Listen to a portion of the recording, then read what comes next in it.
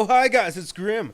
Hey, we're talking about Game of Thrones today. We're up to episode 9, which is always the good one. And this one was no exception. Season 6, episode 9, in case you were wondering. Uh, Honestly, I watched this and I was a little drunk when I was watching it. And I was hooping and hollering the entire time. I didn't rewatch it or write notes because, well, there's not a lot of talking points in it, but at the same time, it was just start to finish awesome. Right? All you that watched it, yeah, start to finish awesome. Well, if you like battle sequences, which is like the entire episode, which is huge battles. Anyway, let's knock out Marine, then we'll go into the whole Battle del Bastards thing. So the Volantines are sieging Meereen, and they have a meeting with the Masters. I don't even know why they had a meeting with the Masters. They were like, yeah, you should surrender, because we're going to kill you, bitches. Why are they even meeting with them? I don't know. I thought it was kind of funny. But, yeah. Dany is not surrendering for shit. Can I add, by the way, I think Dany's line is probably one of the greatest one-liners ever that only Game of Thrones fans will get. If you're wondering what one-liner I'm speaking of, it's Dracarys. Every time she says that, it is awesome! Yes! Freaking torch those ships to the ground! And then Tyrion goes all ice-blooded on the Masters' asses. They're like, wow, you guys broke our pact! You did some, pulled some shyster moves. I think we gotta kill one of you. The other two throw one dude under the bus. And of course, they kill the guys that threw the guy under the bus. Because he just King Solomon their asses, right? That's how I interpret it anyway. Holy shit, Grey Worm killing those two slave master dudes? Like dagger throat, one slice? Friggin' badass! Damn! I need more of that Grey Worm, man. I don't get enough awesome moments from Grey Worm anymore, but damn, that was a good one. Very good one. Anyway, so Dany pretty much killed the Navy. One fell asleep with the dragons. Then the Dothraki horde showed up and took out everyone on the ground. That was about it. It wasn't much of a contest. Yeah, that was an unknown to the Volantines in that battle. So not much you could do about that, man. Now Dany is quite terrifying. There's no question anymore. She has the most powerful army in the whole world of Ice and Fire. A friggin' Dothraki horde cavalry. Friggin' unsullied infantry. She has air support with dragons. She now has a fleet? Seriously. Like, she's ready to take over the world at this point. She's ready to go like Alexander the Great on everything right now. I guess the talking point I would like to bring up is how Dany wanted to burn Astapor and Yunkai to the ground. And Tyrion was like, yo, that's what your dad did. You don't want to be like your dad. And I dig that and all. That like you should be better than, you know, shitlords in the past. But at the same time, those slave masters are real dicks. And I feel like Dany needs like a... She proved her point, right? By just crushing this army. Proved the point. I feel like a nice final mic drop to the whole insurgents thing that happened with them would be to raise one of those cities. You got two of them. You can live with that one, right?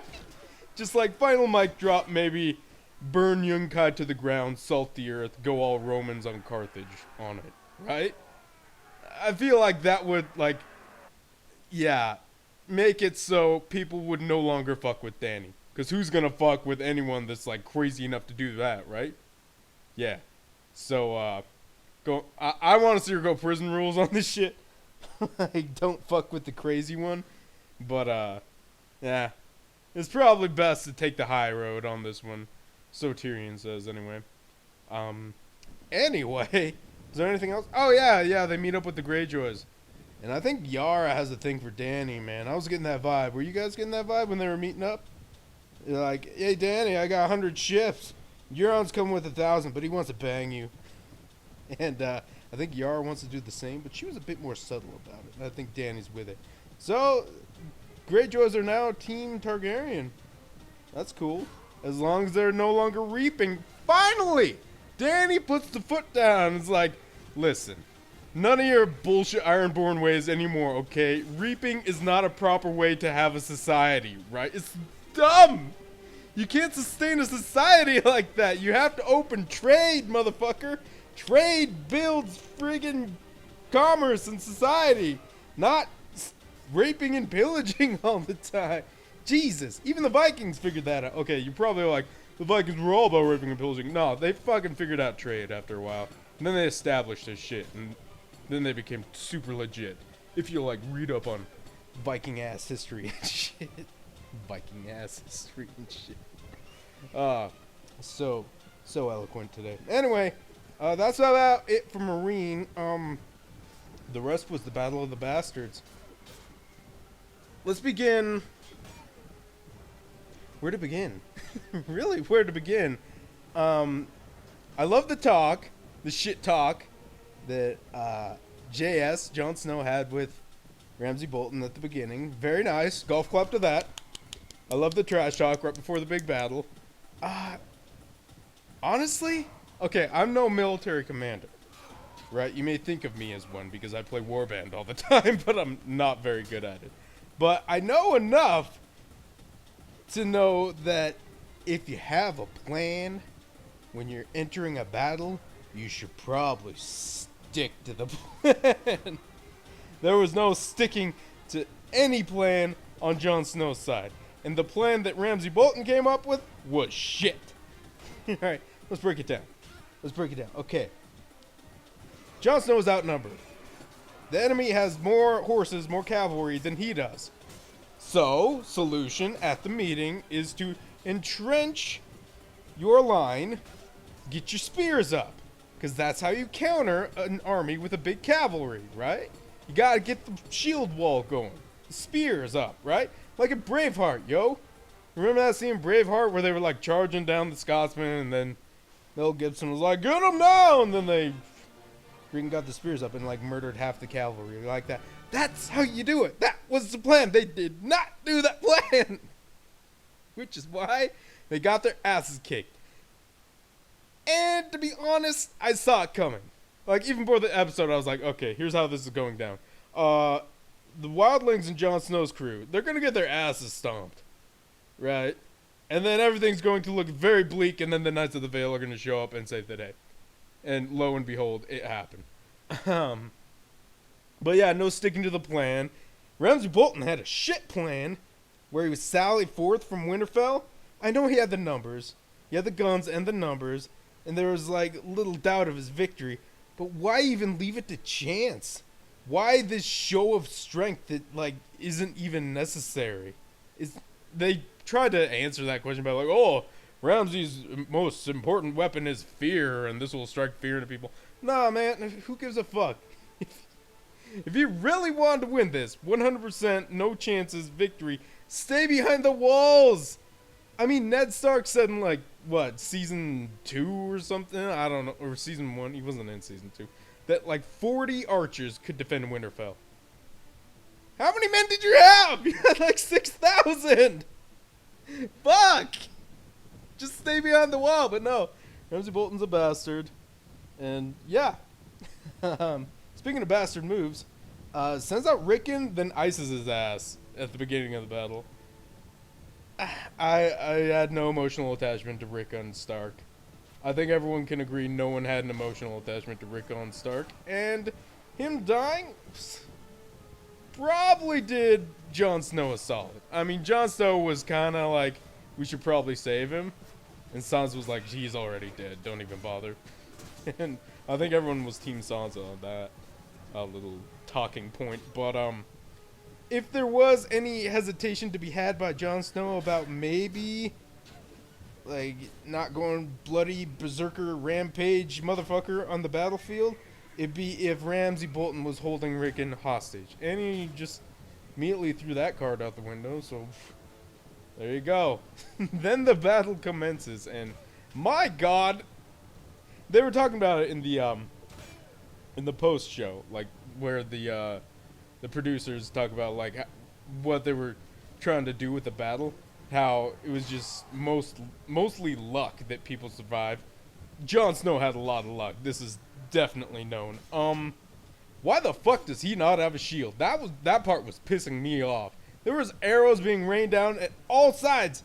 Jon Snow has no shield. He just has super cat-like reflexes. And I guess that's all you need if you don't want to die. Plus he has double jeopardy mode, right? He died once. He can't die again, right? That's double jeopardy. Right? I'm pretty sure that's a thing. Pretty sure. Anyway, where are the shields, though? People, get your shields up. If you're watching Warband right now, I am constantly having my shield up from arrow fire. Jesus.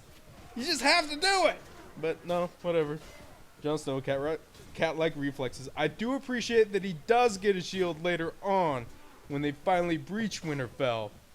By the way, if you got some juice right now, I want you to pause the video, get up, go outside, and pour some of that juice out for my boy 1-1. You know, the giant. Man, he gave 110% on that one. He was just riddled with arrows. He broke down the door, and then finally he just couldn't do anymore, man. 1-1. My dog. Never forget. Anyway, Jon Snow, pour some juice out for 1-1. Gets a shield, finally. Takes arrow fire from Ramsay like 6 times. So badass. My god, I'm like fist pumping that entire time. So badass. He's like walking like all Terminator steez towards friggin' Ramsay Bolton, blocking the arrows each time. Then finally, BAM! Gets him down, just wails on his face. So good.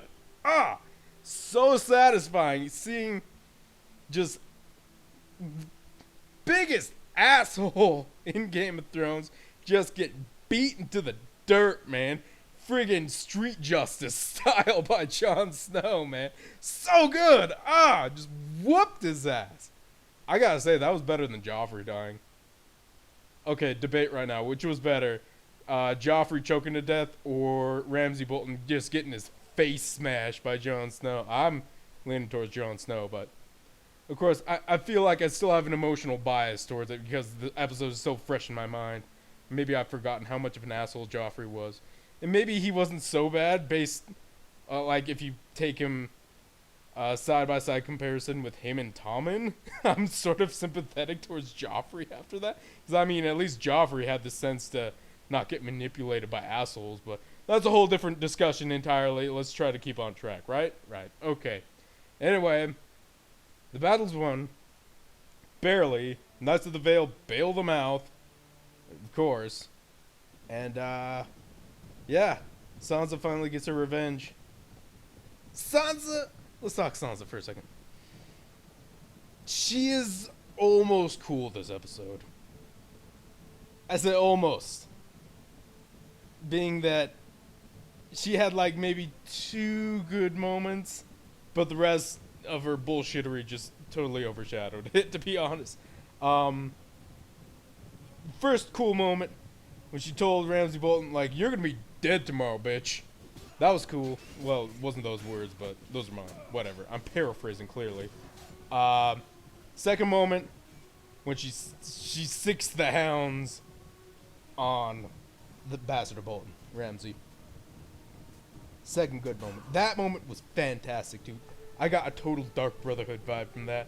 Right? You Skyrim fans, you know what I'm talking about. Dark Brotherhood, when someone's like talking smack to you right before you die and you just like remain silent. She was like browsing her options there. I saw it. There's like 3 dialogue options. She chose remain silent. That's ice cold. She's like, dogs can't eat you. They're super hungry. You said it yourself. Haven't fed them in 7 days. Damn, man. There's a message there. The #1 death of loyalty is hunger. You don't feed a dog for long enough. Man, the dog will bounce. I don't care if you've had that puppy for years. That dog will bounce if you don't feed him.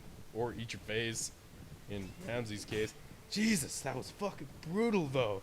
They showed it and everything. The dog was like starting to lick the blood off his face. Like, nah, ah, ah. Damn, ice cold. Of course, I said that Sansa was cool in those moments, but like other moments where she was like naysaying Jon Snow's plan, still not telling him about the Knights of the Vale that might show up. Yet, motherfucker, you fucking Sansa, that pisses me off so fucking much. This is a crucial bit of information that will be super helpful in a strategy meeting, you dumb cunt. I fucking hate you for holding that information. Sansa, damn it! Seriously, they were gonna get deaded if they wouldn't have showed up. If they knew they were coming, they could have planned accordingly. But at the same time, okay. At the same time, not very good strategy on Jon Snow's part. They did have a cavalry. And if you're gonna have a cavalry, you always set some to the side, just in case you have to flank the enemy. That's just smart strategy right there. Fuck. So, you know, if they have a shield wall, I don't know if that was quite a phalanx. I'm gonna call it a phalanx, like the whole phalanx scene, where they were encroaching upon all the wildlings. They had them encircled and they were gonna murder them down to the last man. That's when you have a cavalry off to the side to flank them and break it. Right? But, you know, that happened anyway. So, whatever. Still, it would have been nice to know that the Knights of the Vale were coming, Sansa. Could have kept a bunch of britches clean from, you know, people shitting themselves while they were about to be murdered. Fuck. Anyway, good episode.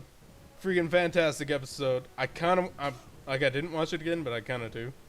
I kind of do, just because it's so, like, it hits my 80s action movie nerve that I rarely get to, you know, hit very often. It's just so good. I love it. I love battle sequences. And, shit. We got one more episode, friends. One more episode of Game of Thrones. You gotta wonder what's gonna happen. The aftermath. What's going on with Bran? I'm all of a sudden interested in what's going on with Bran. Are the White Walkers coming? I think they might be coming. I have a theory. Next episode, like, everyone at Castle Black's gonna be dead. Like, all the Night's Watchmen are gonna be dead. White Walkers show up. And even though they took back Winterfell, they're gonna have to head south. That's my theory. That's what I'm predicting. I could be wrong. But we'll see. We'll see next week. And then, I guess to conclude everything in King's Landing, I don't know. I don't know what they're gonna do. But super excited to see the season finale next week. So, I'll see you guys then. Laters!